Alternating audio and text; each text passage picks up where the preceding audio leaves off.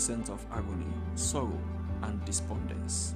This sad state of affairs has led many people to seek medical attention to other countries in West Africa, Europe, or the US. Civil society has long been calling for more resources to be pumped into the health sector.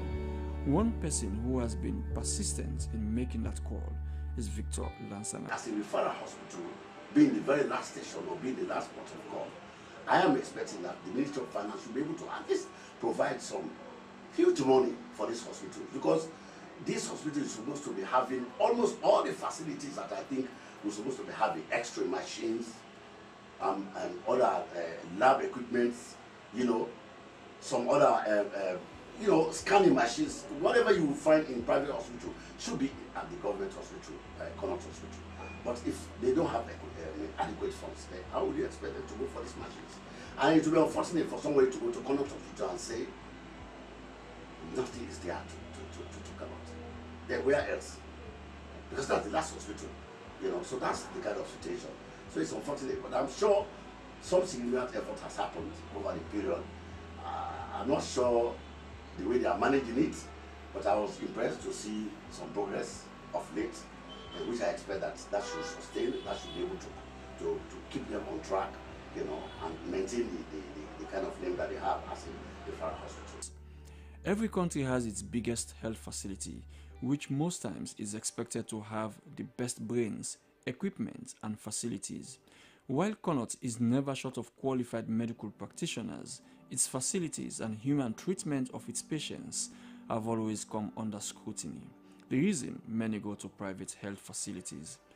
Though the hospital believes that many of those who die in their facility had either been brought in late or had been given up in the private clinic or hospital they had first visited.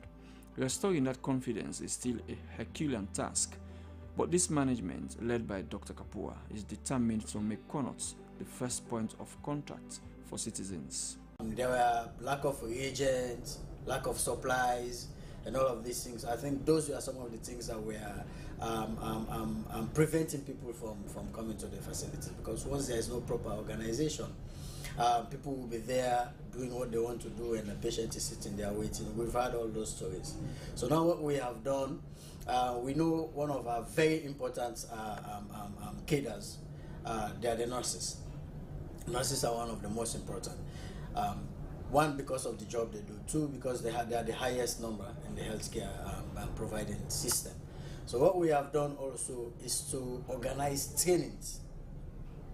In as much as they have gone to their nursing school or all of their medical schools, we provide trainings for them again on customer care, on how to deal with the public. We know sometimes all of us are stressed, but it's for us to tell them to know that even if someone tells you something and tells you in a very insolent manner, find a way to comport your cool and talk to that person back in a professional. But I think we have tried.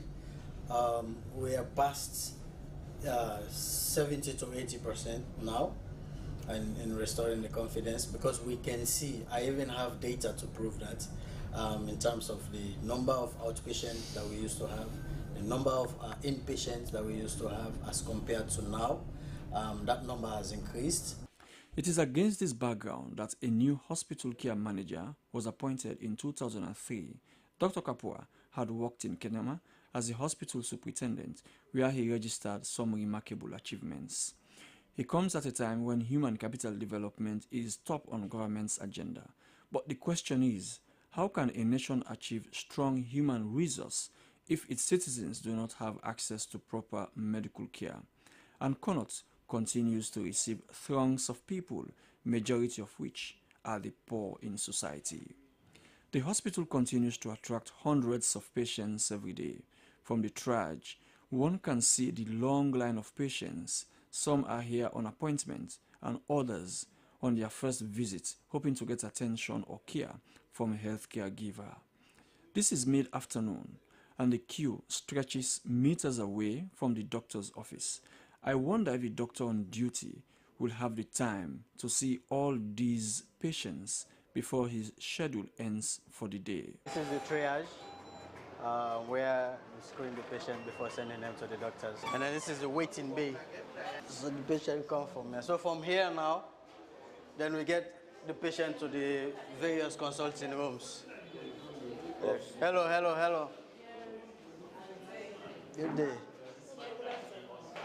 Doctor, how are you? So this is one of the consulting rooms where we come, one of our very hardworking doctors, always on ground, and our sister in charge of this unit, very hardworking also. Restoring confidence is very key for Dr. Kapua. Many medical practitioners at Connaught hold the view, rightly or wrongly, that the hospital is the last hope for many when it is supposed to be the first point of call. Patients come here after exhausting many other private hospitals. Some, according to my sources, are almost brought in dead. So actually, the hospital is supposed to be managing cases that are not, maybe there have been complications here and there. That's actually what the hospital is supposed to be. When we talk about last station, meaning all other peripheral hospitals, these cases may have gone through them. And that's why it's the referral hospital. Yeah, that's how it should be. However, that should not be an excuse to say these cases that come here, they come at the nick of time. Which means that as a hospital, the peripheral hospitals around, other branches of hospital around, they should be monitoring. I mean, just like when you have a court, you have the higher court and the lower court. The higher court is supposed to be monitoring lower court. So that's how the hospital should be monitoring what's happening around the other peripheral hospitals or those other district hospitals. So that cases that come to them are now managed. So when they come to them, I mean, it's just to address whatever the complications that they are not able to address there.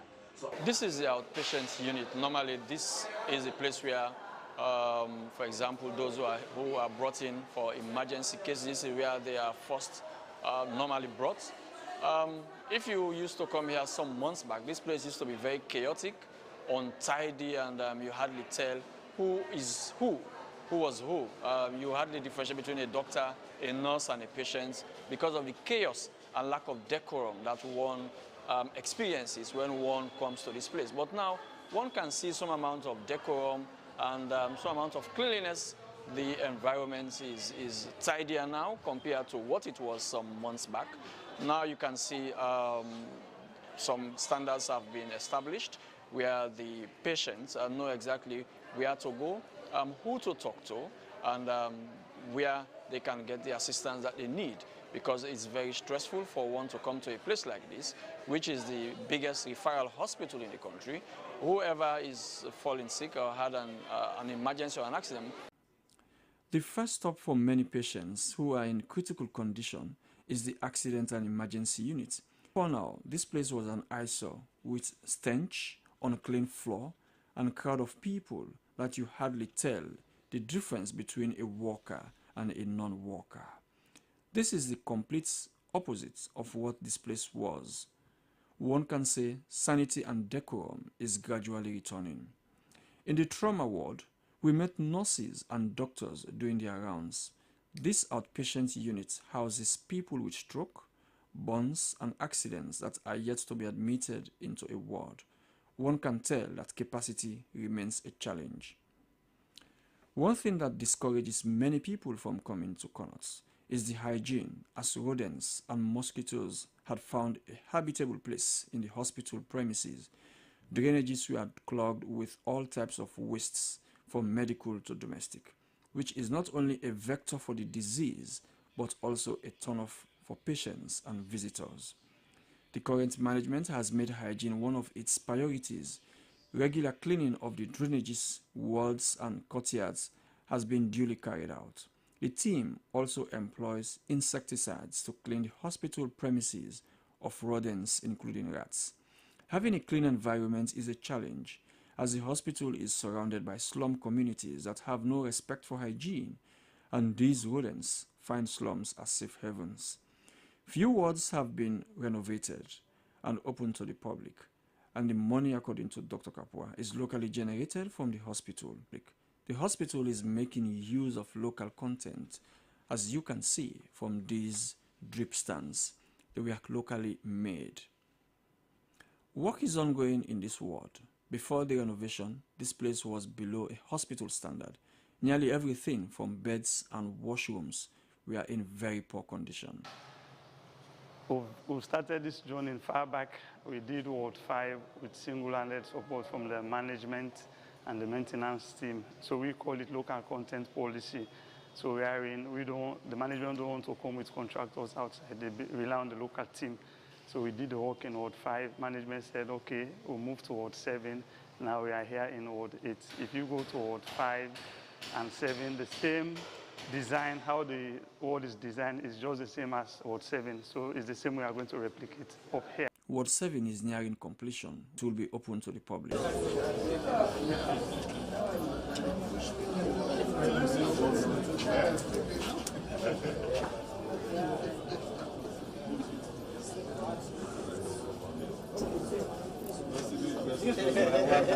So again, I saw this facility, this ward about 6 months ago. I think it was the temporary outpatient unit. It was chaotic, it was wild, and so it's really nice to see, nicely painted. So on behalf of the people of Sierra Leone, on behalf of His Excellency the President, I want to say thank you to everybody for making this become the facility that it is now. Thank you very much. Sergeant, this is a special,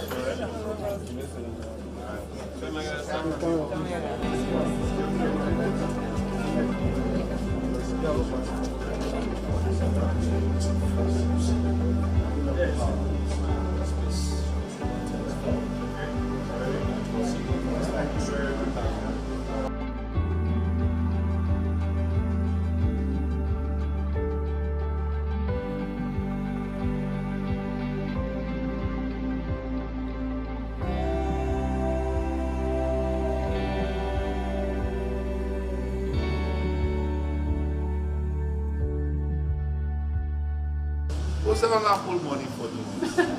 Well, from the internal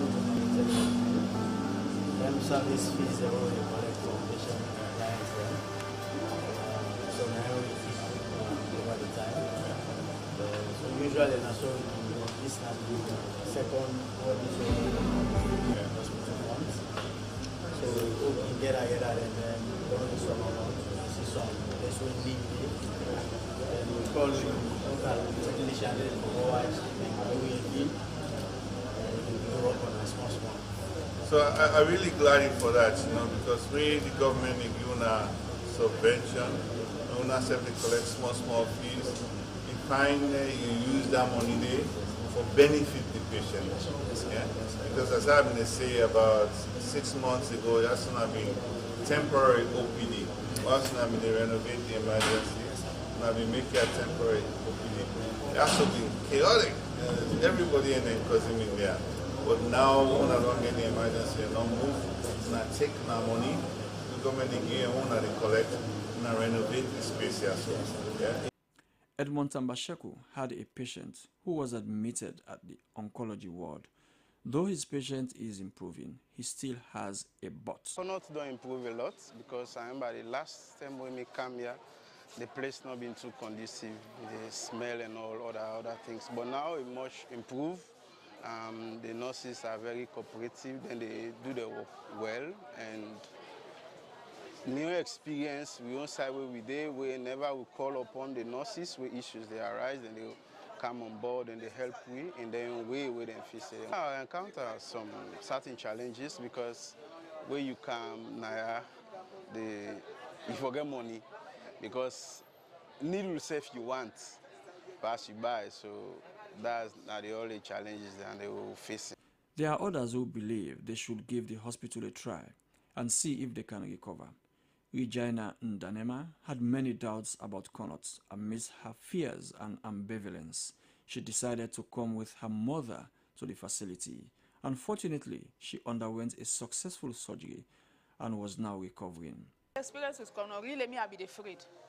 Because in a government hospital, I be afraid say, my mommy the age, if they can't do it, they not get qualified, train and qualified doctors them. So I began the fearness. Even people they say, no can do it, I will be angry care and go Ghana. because his sister they auntie the his brother when they out they say for can go Ghana. But now one matron na talk to we, na give we courage and say look, I meet Dr. Small and Dr. Banya. Na the train and qualify people and for this surgery for Bobby business when a cancer of the breast. So tell the foot soldiers at any health facility are the nurses, porters, and other auxiliary staff. Managing them is very demanding. That's the job nurse Fatmata Kanja Jallo does every day.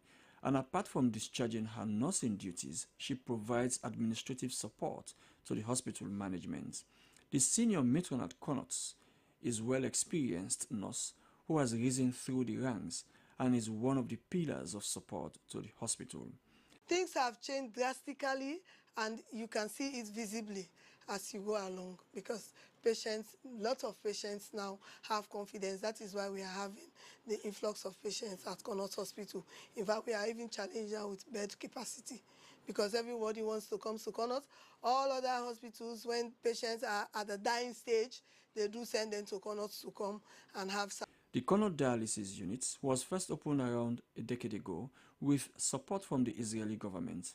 The unit worked for barely 2 years when the machines broke down and the unit was grounded to a halt. Many patients had to go to private facilities to be dialyzed. The cost per session, which is almost $100 at private facilities, is unaffordable for the common man who has to do at least 3 or 2 sessions per week. The unit has once more been revamped with brand new machines and technicians plus pediatric dialyzer, which never existed.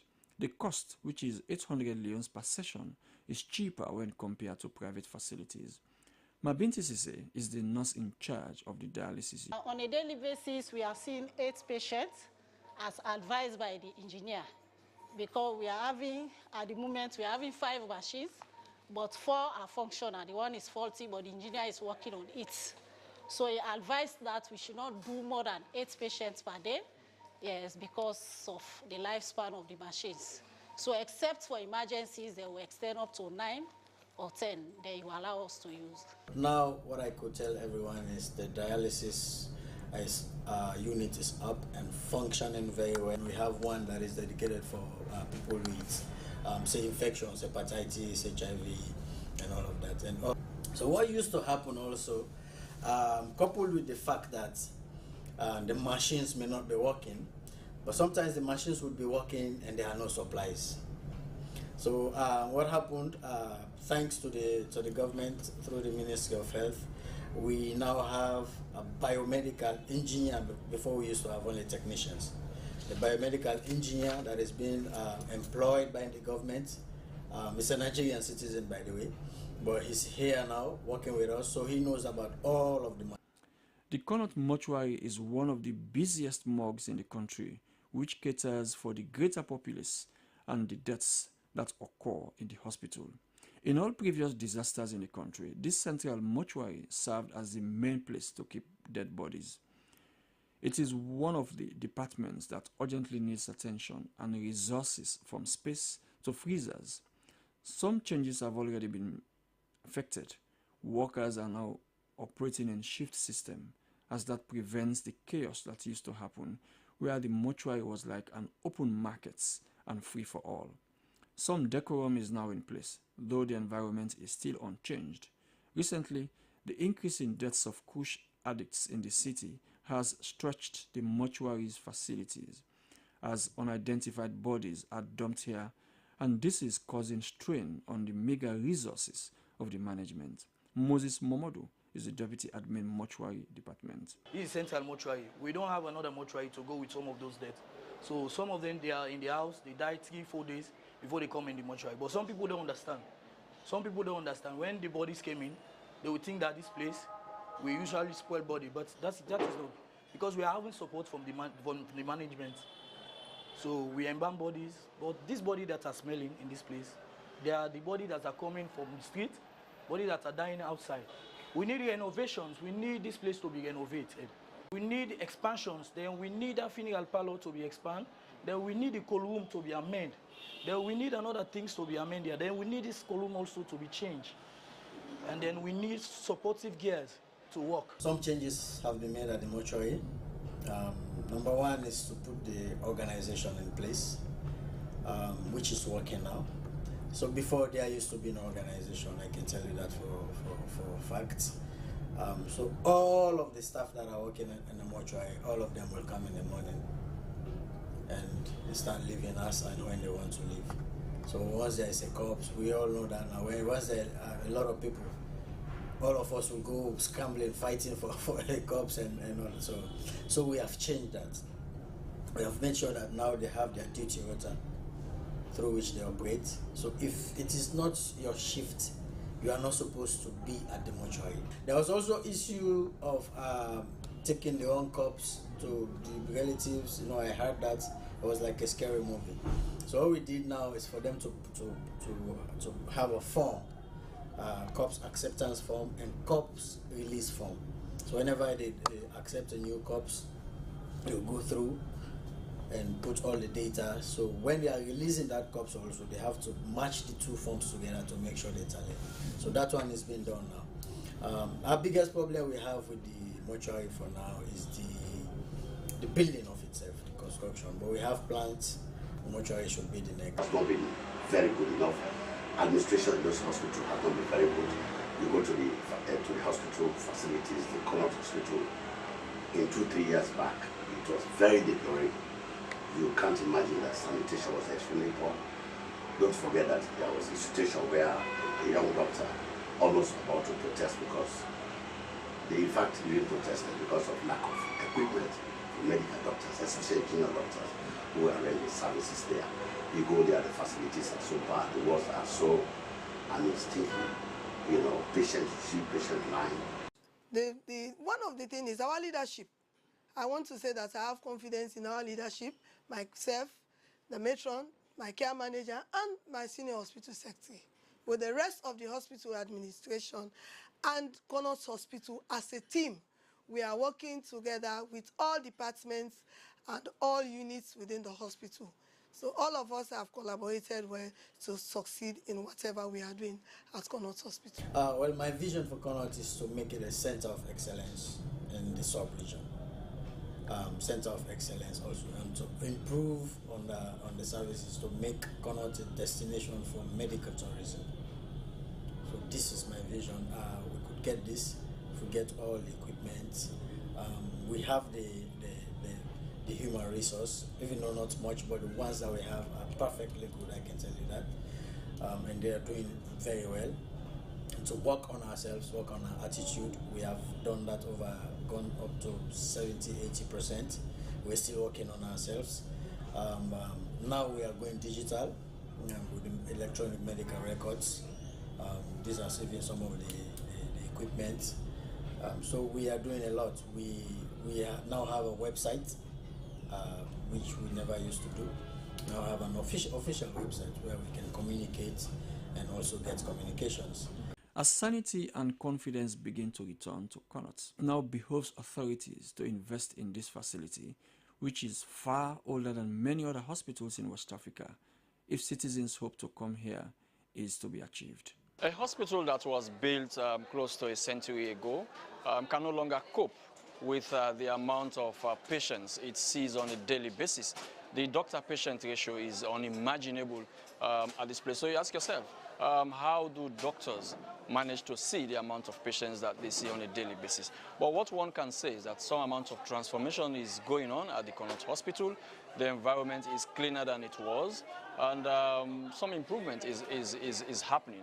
And the confidence that had eroded is coming gradually. And now people now believe that is a place that they can come, is a place they can get the attention and care that they deserve. Though I must say, there are still some challenges that are still facing this main referral hospital for Sierra Leoneans who cannot afford to go to private hospitals, who cannot afford to see a private medical practitioner. Where they can afford is to come to this government facility, which has far outweighed the population it was built for close to a century ago.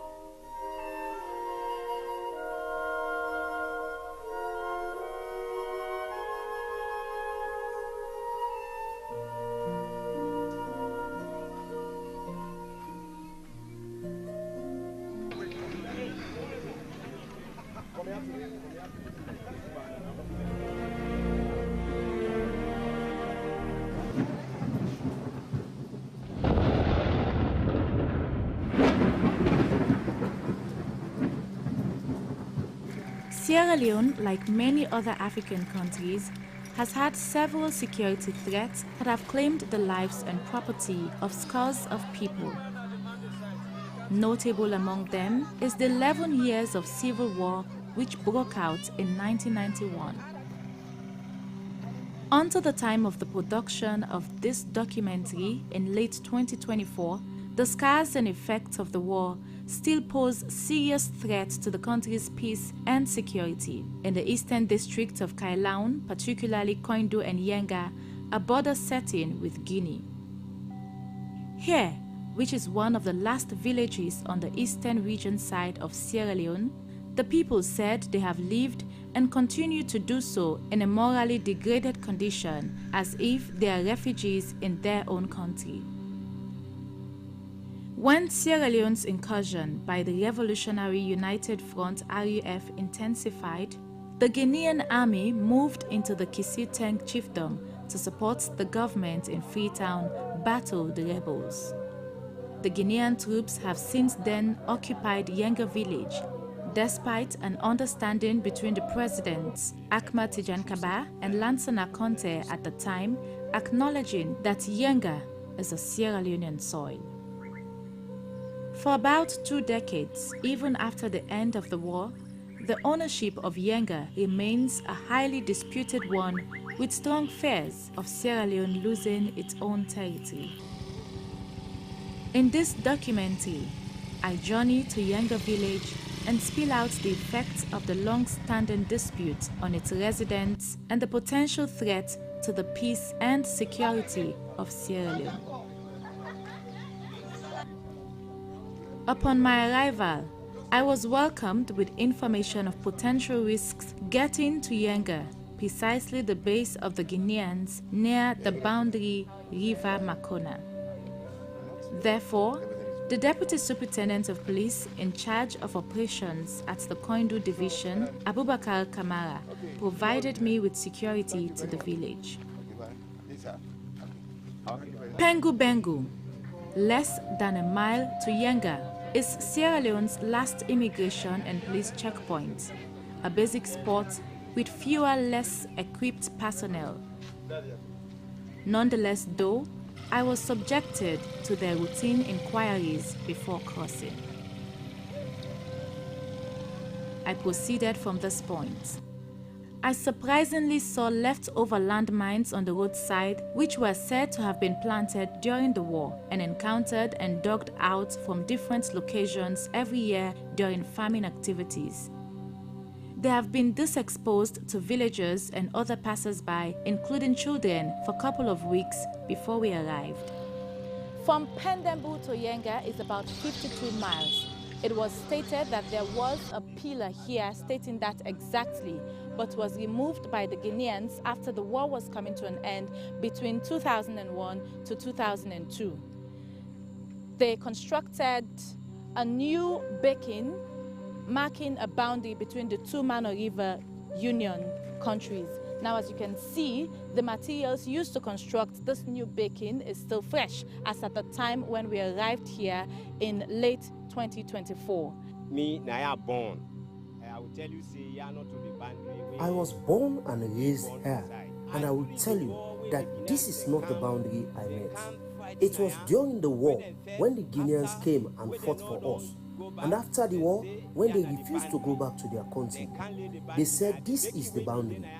They removed the original beacon here as mile 52, and they placed their own beacon. In 2023, they built this new beacon and cleared the old one with machine. This place was a weapon base, but they built this beacon. They said this is the boundary. Town Chief of Yenga Village, Tambanyuma, who has survived the dilemma of living in this infamous township, said they continue to live dangerously in their home. Our suffering started after the end of the war. We are living like refugees in our own country and are being ruled by the Guineans. We don't have freedom like we used to. Just suffering, suffering, and suffering. The 66-year-old, however, is skeptical they truly are governed by the government in Freetown because, according to him, they are subjected to both the control of the Guinean army